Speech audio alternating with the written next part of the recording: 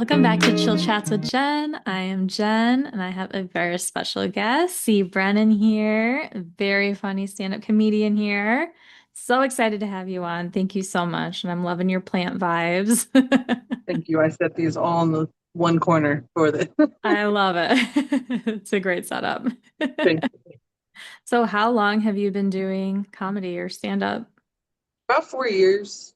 Uh, yeah, I did my first open mic the night before my birthday. So my comedy anniversary and my birthday are pretty much the same. I love that. Well, happy birthday to you. Man Did up. you Yeah. always want to do stand-up, or it was just kind of something you fell into?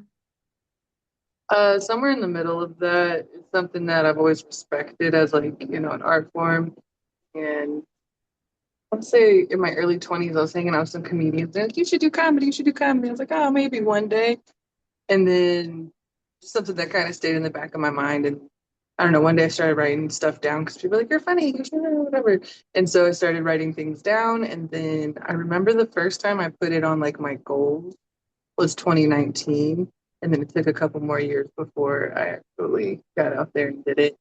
And only with the intention of it being a hobby, right? Like, oh, maybe do some open mics here and there, have fun with it. But think a lot of comedians can relate to this. Like the moment I had that first day, even though it wasn't great, I was like, I have to do this again immediately. Um, yeah, I did I think like 317 sets between open mics and shows in my first year. It went really, really hard, uh, getting experience really quickly. Well, you're a natural at it, so Thank you, thank you. Uh, like the naturally funny thing, which is translate to stage, but it doesn't always, which is really interesting. yeah, for sure. Do you find there's like still a stigma about being a female comic in such a male-dominated? I feel like it's slightly getting better, but I'm obviously not a female stand-up comic. Yeah, I don't know if there's so much a stigma. Like think like early on it was like how dare women like wear pants, let alone say profanities in the microphone. Like so like we think stigma like that is obviously not like that anymore.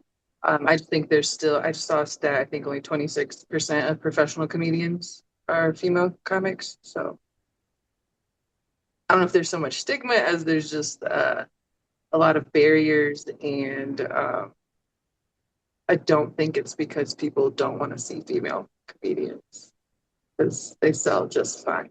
Mhm. Well, and I've always heard like, how could you be funny? You're a woman. And I'm like, you can be funny. It doesn't matter. Like, what?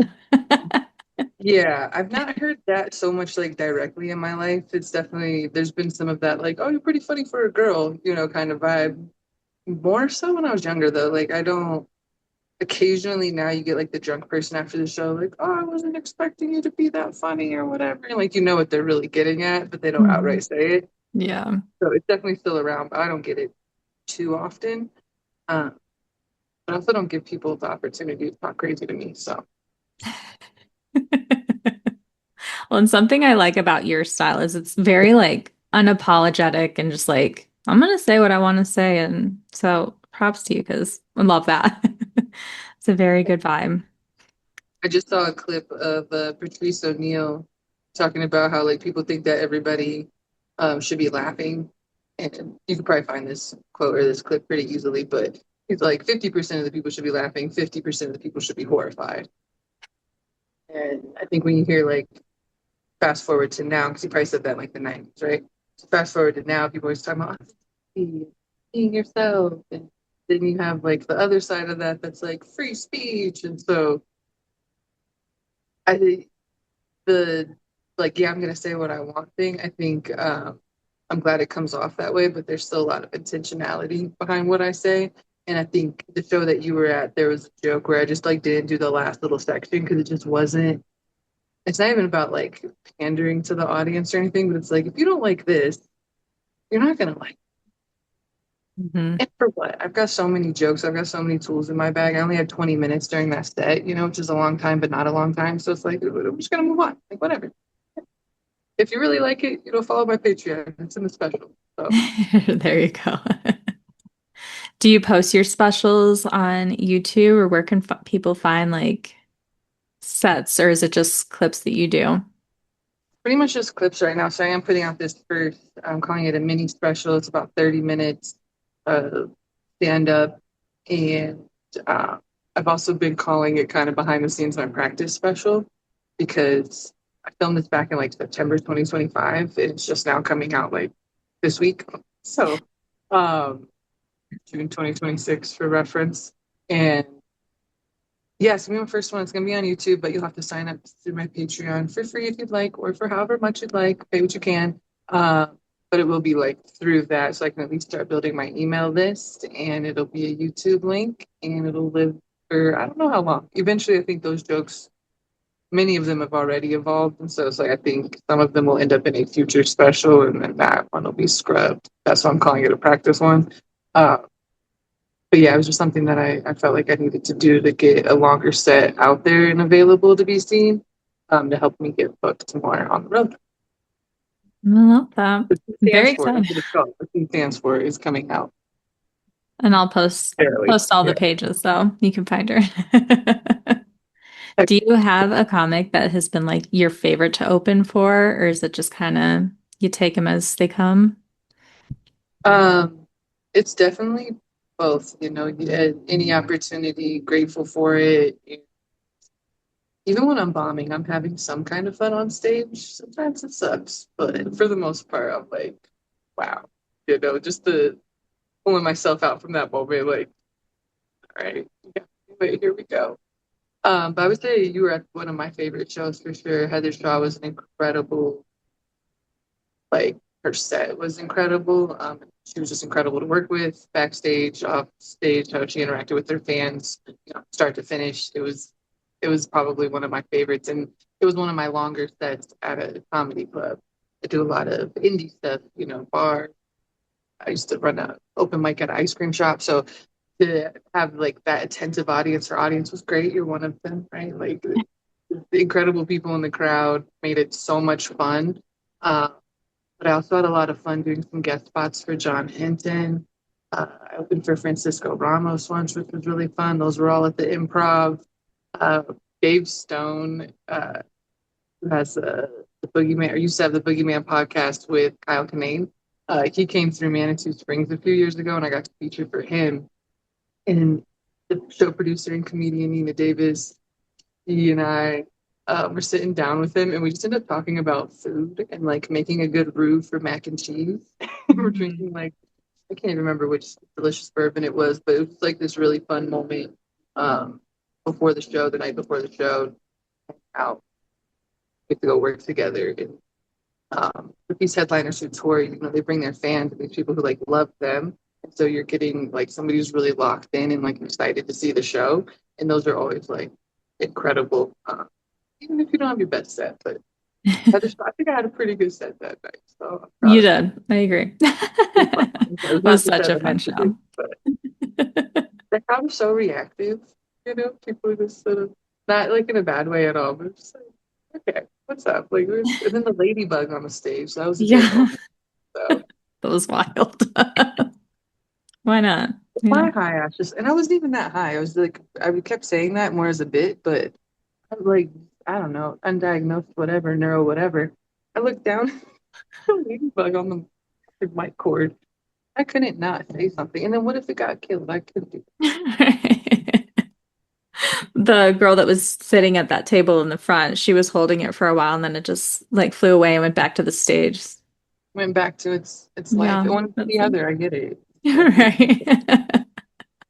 Just flying by. you know, So when you are like having like I don't want to say a bombing set, but like a bombing moment, how do you kind of come out of that and like recover? So yeah, like try to let it nerve-wracking. be. Yeah, so it's like a damn. I was gonna make a joke about the bombs we dropped on Hiroshima, but I couldn't remember their names. So never mind. How can we try to turn a bomb around? I try to pivot really hard. Usually when I start bombing, it's because you said, I think the word unapologetic. It's usually something political based or very like I've been told that I'm adversarial toward men on stage. Um, so I just try to do something that's either just like completely out like opposite, right? Like it's like a switch in like that you hear in music, like just complete switch up in genre or something, right? So I've got a couple that are just like the first line is just something ridiculous. I don't think I told this joke that night, but one of the first lines of one of my jokes that I pivot hard with is I was eating a lamb chop in my car the other day. Very neutral, it's not sexual, it's not political. So whatever's bombing, I can like hard pivot. So I've been using that one as a hard pivot. Um, or if it is political, I might switch to like a sexual joke because for the most part, those ones are more dating stuff that's like kind of universally relatable. That's not, I guess, adversarial toward men. Also, I don't care sometimes. I They're won't do very it for them. sensitive Like, sometimes.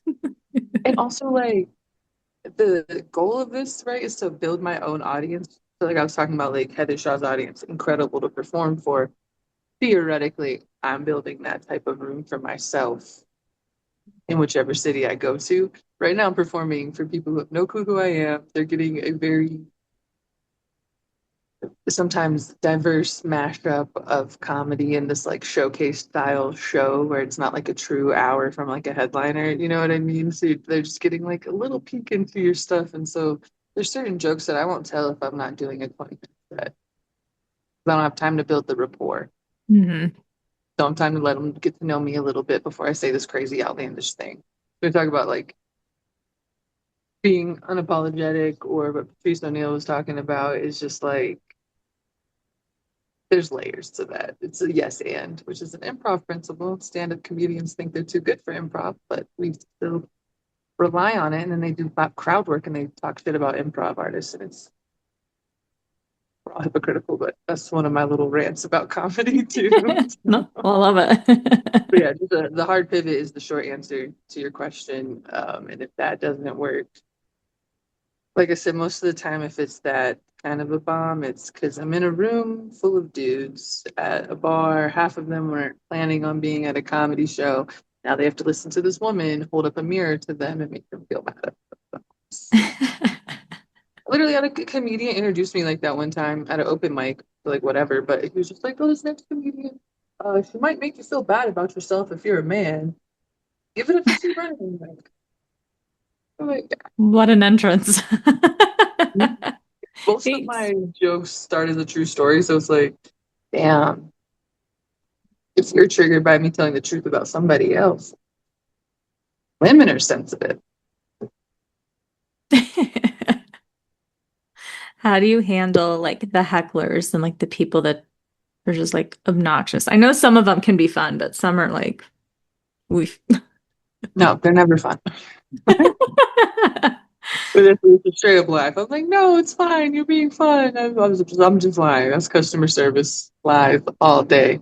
I think for the most part, there's some comics out there. They're doing a lot of crowd work stuff. They're pulling people on stage and whatnot. But if they're not like asking you directly, we don't want you to talk. We're all like just trying to get attention. And for those of us who are serious about it, like you spend time like changing two words and like you want to get your joke off, like to try that one little change in your joke. You know what I mean? Like, so this little interruption is never really fun. And sometimes with the way the internet works now, social media and everything, yeah, it's nice to get like a good crowd clip that you can put on the internet that's like, ooh, ah, gotcha. So you see a lot of that, like shutting down the heckler. God, I don't know. I hate it so much. And I say I don't get a ton of it. But I try not to be like I try not to attack people. I remember early on, I really pissed somebody off with and I've also learned how to deliver things with more finesse, more what's a good word for it? I'm better with my delivery. So it doesn't it's not as offensive. It's not maybe so shocking. Um, but yeah, with those moments, I was thinking about that guy. It was like his birthday or something. He just got so offended, and I just went for like the most low hanging fruit because he was like, "You suck," and I was like, "Yeah, I suck dick," and like everybody laughed, and but it was just like, damn, I want to be smarter and clever and like witty and like ah, and like also I don't want you to be my enemy. I want us to be having a good time. Like, what's happening? Hmm. So some of my jokes have evolved to address some of that little pushback that I've gotten over the years. So it's like preemptive almost, so it prevents it from happening. I'm trying to think the last time I had like somebody who was like truly disruptive. I can usually say something pretty slick. I'll try to work it into the joke. Like I have this joke about tinkering with my car and whatever. And then like people were kind of talking in the back and I was all like, they're over there tinkering with. I was like, what are you guys doing? Moving the chairs? Were you tinkering with the setup? So I just like try to play off like keep it in the moment, keep it playful, not like, shut the fuck up, you idiots. Like, I don't know. And then I do not so I try not to give them more room to talk. That's not some people do that again to try to get the clip or whatever. Generally speaking, I'm not like, what'd you say? I'll talk over people too, because they'll say some shit. I just talk louder and just keep going and like they're over here. I'm making eye contact with the people over here, keeping them locked in. There's a lot of different tools you could use, but I'm not trying to have some viral moment of it's just, I don't know. It's not even like who I am. Like when I think about it, like I've done some roast battles and stuff. I don't have like a losing record, but I either get too mean or like, I don't know. It doesn't feel like in alignment with like who I am. Even though my boyfriend tells me I can be very mean. It happens, you know? Yeah. What's the moon in right now? Right. And you're a Colorado native, so have you been able to like travel to cool places to tour, or is it mostly local right now? Yeah, I'm local to Colorado, and funny enough, when I started comedy, I was doing all those sets. I already had some like personal trips planned and stuff. So I immediately, like 3 weeks into doing comedy, was in Miami doing comedy. Uh, Came back. Seattle's the place where I live, so I go back there as much as possible to visit. And so I've done a lot of comedy there. My first like booked on the road was featuring for Josh Dway. We went and did a little run down in Albuquerque. So that was a fun road trip. Got a free hotel one night, crashed on somebody's couch the next day, said, oh, I can't do that again. I'm paying for a hotel the third night. I think I broke even on that trip though, so that worked out well. Where else have I done comedy? Uh, Arkansas randomly had a corporate trip there for one of my corporate gigs and did some stand up open mic that night. I did a rundown in Dallas, met a comic who came through here to Denver. She put me up and got me on some shows down at Dallas Comedy Club. And we also did some small club over in Fort Worth. It's in the back of a barbecue spot, or like you have to walk through a barbecue restaurant to get to the showroom. Forgot the name of it. It was fun. Um, where else have I done comedy? Lots of places. Oh, San Diego. Did a little run to San Diego, a little overnight. I just popped on some shows. I think I did like 3 shows and an open mic or something. Ran around. They have this kind of like arts district show like bar area. And so it's a lot of theaters and stuff. And there's like 6 comedy clubs within like a 4 or 5 block radius. So it's like the Laugh Factory. Is like one of the bigger ones, and then they have all these other. I did the Yellow Door. Uh, should have made a list before I did this. I could be better. I did a I'm lot putting of you on shit. the spot. Okay, we go to a lot of places. Produced my first show on the road for myself. Um, in Miami. That was really fun. First headlining gig was in Laramie, Wyoming. Fuck it, we ball. And where am I going next? I'm going to New York next month and we do comedy for the big city. I've done comedy in Chicago. I've been to Madison Comedy Festival a lot. The goal is to keep doing more, more Hmm. and more and more. We've got, you know, a little bit around us here. Like Denver's like a really good comedy scene, great club in Fort Collins. Colorado Springs has a club, and stuff around Albuquerque, 6 hours away. You can get to like Nebraska and the Dakotas. You can kind of do a little bit around here, but um, definitely when you can get into Midwest or the East Coast where there's a lot more close together, like bigger cities closer together, um, then you can start making money. We Yay. love that. Oh, yeah. So doing comedy clubs and like smaller like pop-up stuff, do you have like a preference on like a venue that you prefer to do? Like do you like the smaller, more intimate, or does it matter? I will say the like comedy club environment is obviously like ideal. People are there for comedy. There's like an expectation. If you go to Comedy Works, they in many clubs across the country they use these bags to lock your phone up, so that you can have your phone out, not just to not record, but just to not be distracting as well. So you have like people who are there ready to laugh, locked in. It's great. There's like an efficiency. Usually, you know, things are ran. They do this every 4 or 5 nights a week. Let's go, right? Um, what can suck there sometimes is you have this big room and you're at the new talent night show and there's only like 80 people in this room that can hold like 300, so it feels a little awkward sometimes. Or like the improv. You've been to the Denver Improv, can hold almost 400 people, performed in front of 20 people in that room. So I want to say the clubs always, but there's been so many incredible indie venues. One of my favorite theaters, the Bug Theater, because it's theater style still, uh, kind of like a gradient, of the seating, and then the stage is elevated. And it's not too big though. Like even like the Laugh Factory in Chicago or like Comedy Works South, these like theater style comedy clubs where you have these balconies that are just like empty and stuff. It's a whole different thing of performing like up and down. Um, so I do like anything where I can be a little bit elevated from the crowd. For me, I'm tall, so I can perform on the ground and it's fine. But I do like a little bit of a stage, and then just any room where people are ready to laugh and like they know that comedy's happening. So like I'm down for a brewery show, but like last night when we did it at Diebold, it was two separate rooms. So like the bar and like the main hang over here, separate room for the comedy show. So I'm down for any indie show where we're not sharing space with people who don't want to be there. Because those shows suck. Dave Stone actually called it ambush comedy. I was like, yeah, especially when there's families or something there. It's just Mm. like, Just go to the next yeah, one. Fine. yeah, this is totally. But it's all important part of, I think, the growth and like building skills and stuff like that. So again, grateful for all of it. But yeah, the favorites are definitely any time you've got a crowd locked in, ready to laugh. It's just getting you really good at like the distraction of like other things. So, Yeah, so like it's all skill building. It's working out. And that's what it is. Sometimes it's like, okay, that was not a submission worthy performance, but it was still good. We learned some things. So I record everything as well.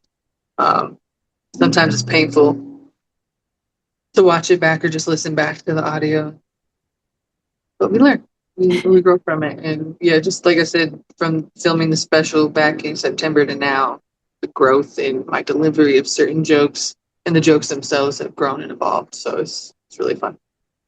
one joke that I you gave us a fair warning, the lamb chop joke about Do the like the laptop joke? kitchen.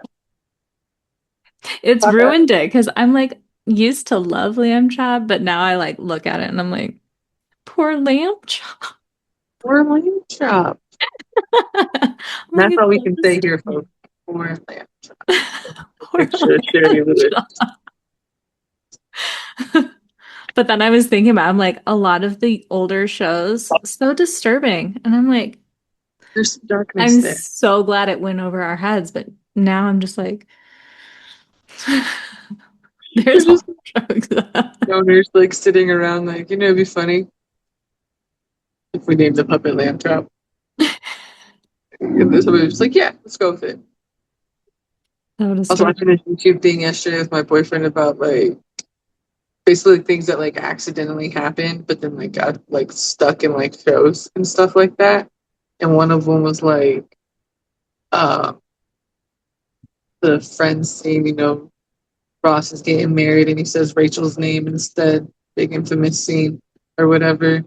They ended up changing that whole episode and like basically that whole trajectory then based on him fucking up in another scene, like the actor fucking up in another scene, and then they were like, "What if he fucked up in this scene?" Right? And they just like ran with it, and like it's like an iconic Hmm. scene. So I don't know why I went on that tangent, but I watch silly YouTube videos with my Yeah, friend. I I love don't really. We have a TV. It's right there. I'm looking at it. We watch Pluto TV and YouTube, WNBA highlights. That's about it. there you go. The important stuff. That- So where are you wanting to go with like your career? Do you want to stay at like comedy clubs or you want to hit it big like a Chelsea Handler where it's like, what up, arenas? I mean, anything, one step at a time. So yeah, headlining comedy clubs, getting like full weekends, touring is I think like the next big goal. I think I own I don't think I will own some form of comedy club in the future. I don't know how far in the future, but something that's like a real comic club. Like we all have, like you were asking, like what's your favorites and stuff, and we could all sit around and complain about how things aren't done well in the industry, that and whatever. So just like building my own space one day is something I really want to do once I've established myself. Maybe arenas, sure, let's manifest. But also that level of like fame and yeah, just exposure doesn't feel super good. It's like I don't know. There's a point I think in any industry where you kind of have to like sell out or compromise your like values and stuff to get things. And yeah, so maybe, probably I not. love the your own comedy club. Love that. I was like, I'm That's gonna do such a my own thing. cool. Yeah, Love that. but yeah, I mean, I was definitely open to some TV, acting roles, anything like that. One thing I haven't explored at all is improv. I'm not super drawn to it, but I know it's an incredible skill set, and um, might do some more of that. And that's where a lot of your favorite sketch shows and stuff come from, is improv troops and whatnot. So I'm open to a lot of different things, and want to though remain like the main thing is like being a better writer, being a better performer of actual stand-up comedy. Love it. Yeah, we get distracted with all the content and all the things that again open. Want to be creative, so when feeling inspired to do stuff, I think I moved to the whiteboard, but there's usually a whiteboard right here. It's got an outline for a sketch. Probably put it up there like 3 months ago and haven't filmed it. So as things happen, not forcing anything. Uh, but yeah, I'm gonna have my own shit one day. I love that. We're manifesting that for you. I love it. Yeah, full moon, couple days, strawberry full moon, Capricorn. Sorry, I'm like drug dealers that live ahead of me. I don't know if you're hearing all that crashing. They're always fixing something. I don't hear it, so it's fine. It's fine. See, I told you I was like, I'm gonna mic up because otherwise it's crazy. It's hard with the neighbors. I don't miss that. It's wild too. Like I live above a bar, so at night it's crazy. And then on this side, we live on the corner. So the bar's over here, and then there's a thrift store, or vintage shop thing outside of this window. And she just plays music really loud outside, I guess to attract people. I don't know. It's an approach. We're doing it. Yeah. I'm in like a historic building downtown, so it's like just is what it is. Mhm. They're not fixing the windows or the floor. We just look at the plants, we just keep the angle We're keeping elevated. it zen, it's fine. It is good. We got the exposed brick. It's a loft. I do love it. I love that. So have you been in Denver long? Because I know you're from Colorado Springs, right? Mostly grew up in Colorado Springs. I was born in Maryland, fun fact. And I've been in Denver for it's basically 3 years now. So like this time 3 years ago, I was kind of couch surfing. So I was back and forth between the Springs, Manitou Springs, and Denver. and then finally got into an apartment in like the fall of 23.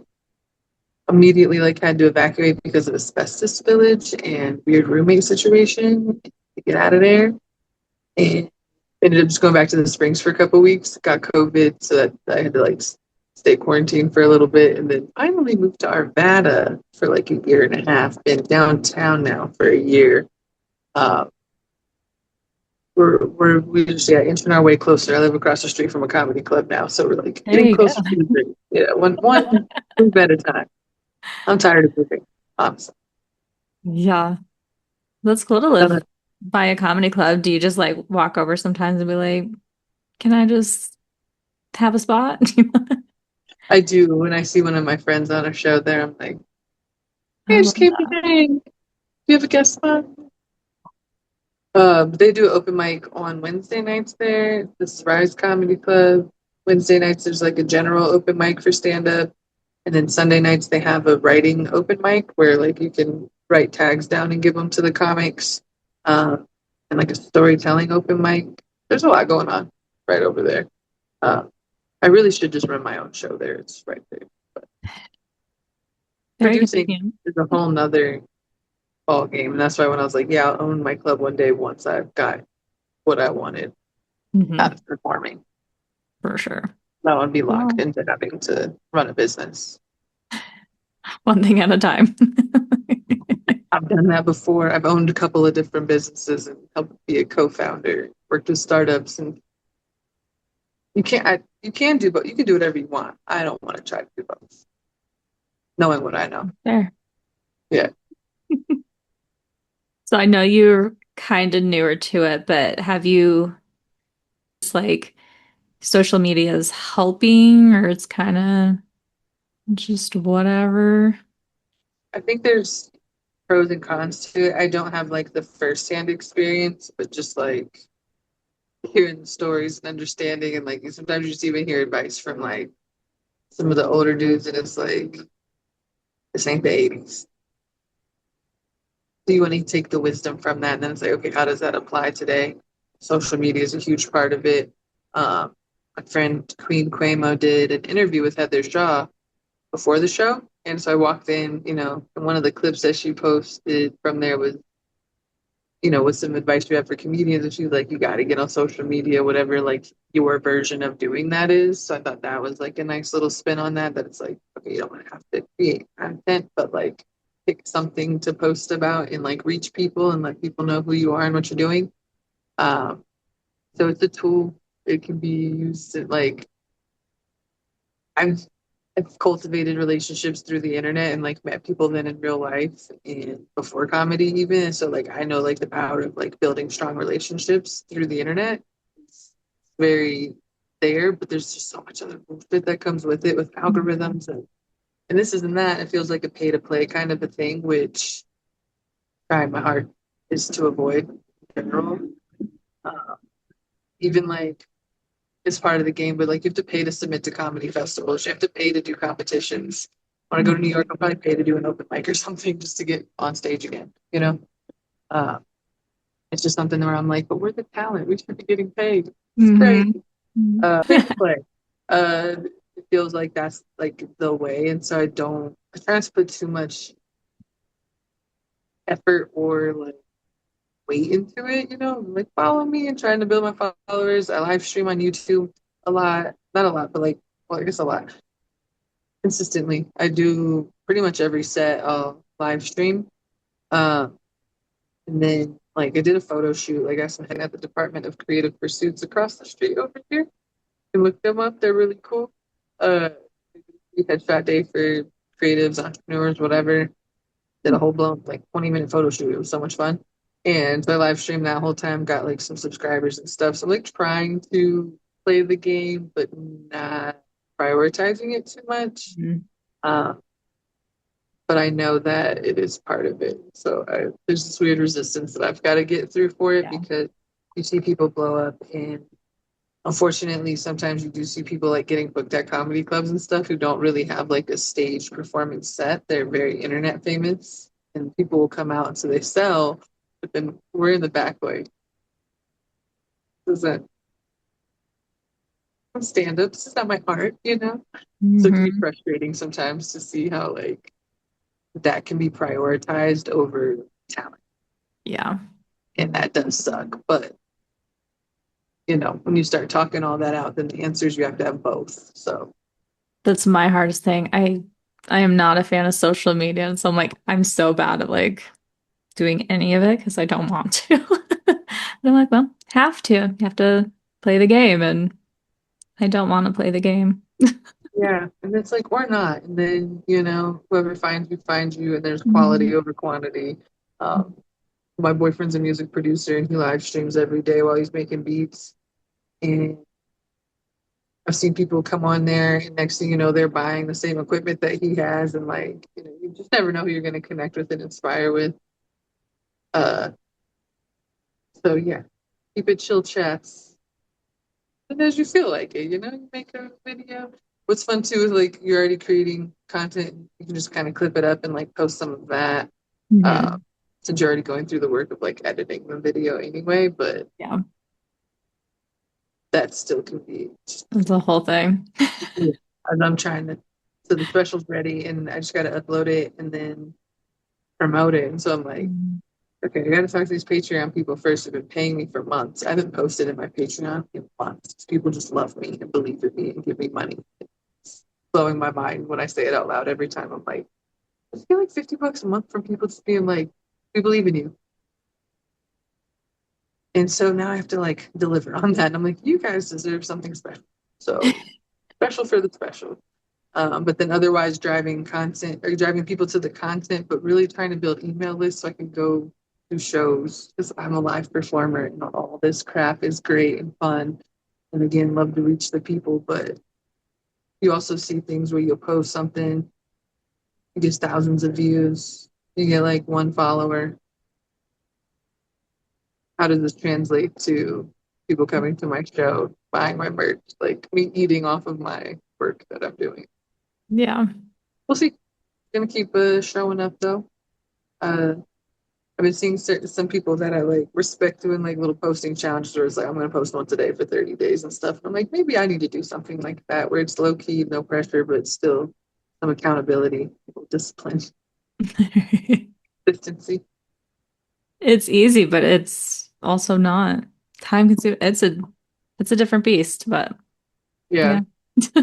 But when I feel inspired, like I made a stupid video yesterday, just talking about how Paige Beckers isn't my favorite basketball player anymore because Olivia Miles is like kicking ass and Paige doesn't play defense. And like, I just felt like it. Made it real quick on my way to the laundry room, posted it. Got some interaction on TikTok. I got back on TikTok, speaking of. I'm at underscore C Brennan on all my social medias. She says with disdain, but also love, and please follow me. Tag it all. Yeah, put it in post. Hmm. Hmm. She's everywhere. There's so many new things coming out too. I'm like, and I get that like we want to do things with our morals. So like there's blue sky instead of Twitter or whatever. And I'm just it's all feeding the beast. Hmm. Like the AI slop. Can't. Don't get me started. I'm losing respect for people. I'm like, why are you posting this shit? Like why? Like use AI. I'm not I try not to be judgmental overall. I'm not like super shit, I got opinions. Like the lady that I work with, she's hilarious. I would say like coworker friend, right? And she talks to her. She named her, I don't know which chat. Let's go with Chat GPT. She named it Nova, and she'll call Nova a she. I call Nova it. So whenever she brings up Nova, I'm like, oh, what did it tell you? She's like, he said. So we just have this like little jabby thing where I'm like, I feel about it. Go ahead, live your life. Tell me more, right? Because you hear my jokes. I grew up in a conservative, town, household, different beliefs, and yeah, fucking every moment can be a struggle. What's that Angela Davis book called? Freedom is a constant struggle. Yes, and it's other. You got to build the joy and the aftermath of whatever you're trying to destroy. So like, can't can't sit in the I'm gonna fight you on every little thing. Also, not everybody can hear a message from every source, right? Like I'm not the one. Somebody else to convince you. My dad, for example, his new girlfriend, the Trump paraphernalia has at least reduced, you know? Now that might just be the power of pussy, but that's not the point. Minor detail. If people can only hear certain messages from certain, the daughter's not it, that's cool. That's not me. Yikes.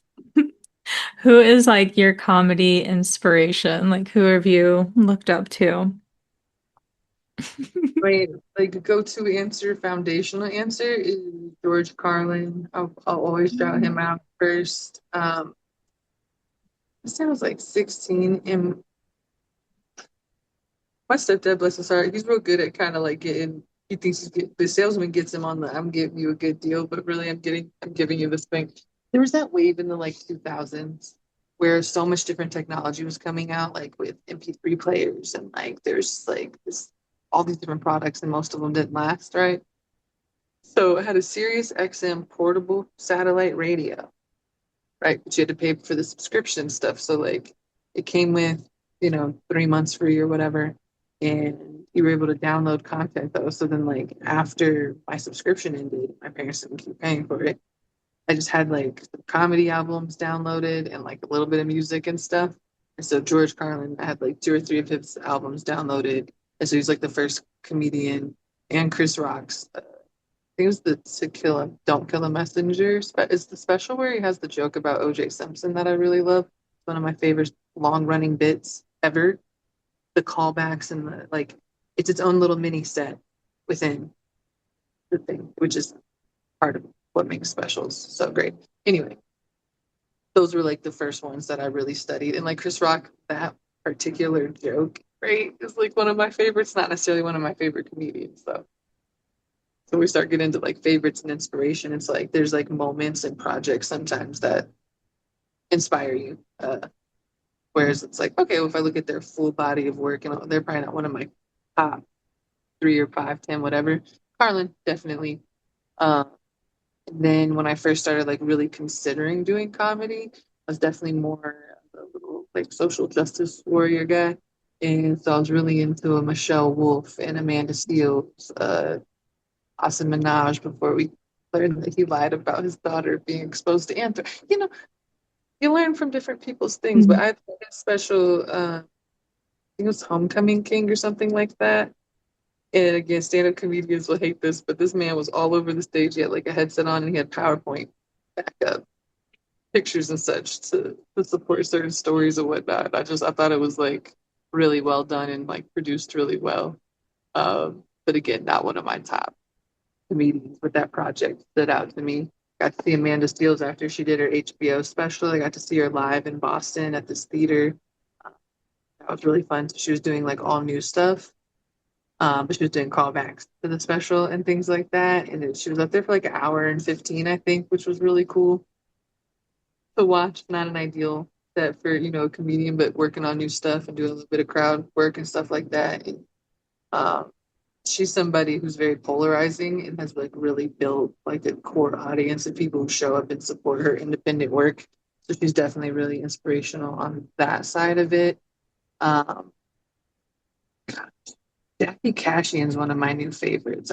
She's been around for decades, or like I guess you'd say like B or C list known, like comedians know her, not super famous, has TV credits though, been around forever.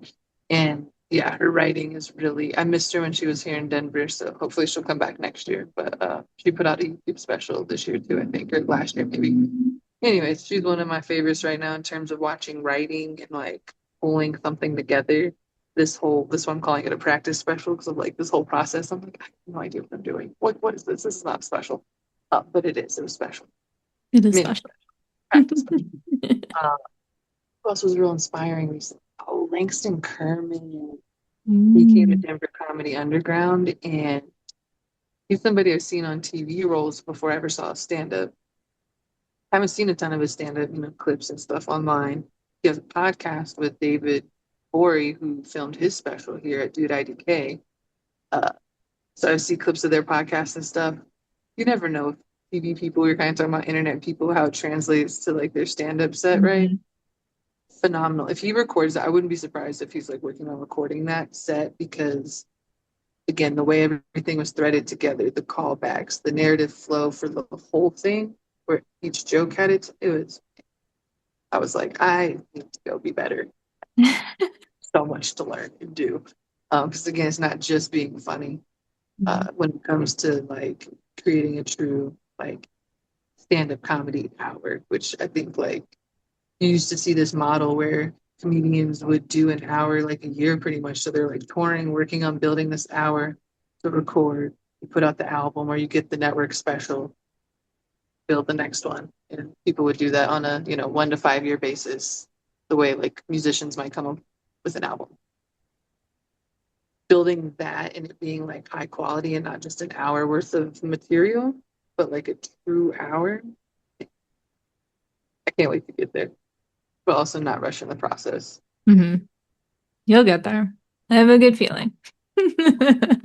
Oh, yep. And then we'll be, yeah. Then once you figure it out, from there. I've been Mhm. watching that with my boyfriend. Like he's a, like I said, producer and stuff, and like his process. He's been doing it for like almost 20 years.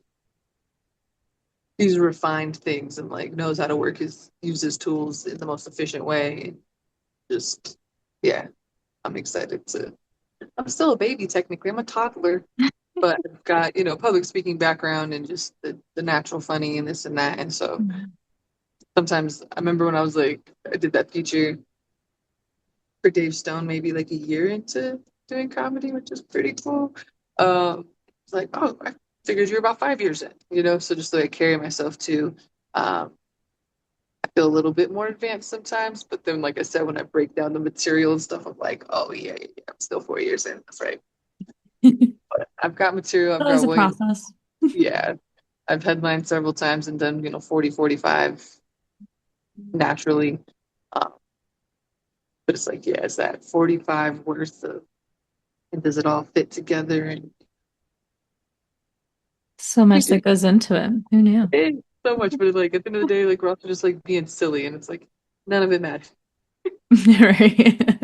So it's a fun balance though, of like taking it seriously, but remembering that like it's supposed to be fun and funny and make people feel good. Yeah, it's if you're taking it too seriously, that energy is gonna dissipate into the room. Even if people aren't conscious of it, they're gonna feel it. It's bad. But we're here for it. Mhm.